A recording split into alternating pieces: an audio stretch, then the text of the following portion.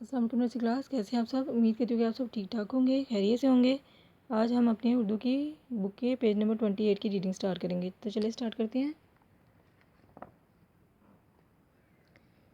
फे फा फुआरा, फे फा फुआरा। अब देखिए नर्सरी क्लास, लफ्ज़ फुआरा अलिफ के किन लफ्ज़ों से मिलकर बना है, यानी लफ्ज़ फुआरा के क्या जोड़ हैं। फ़े वाओ अलिफ रे है फुआरा, फ़े वाओ अलिफ रे है फुआरा।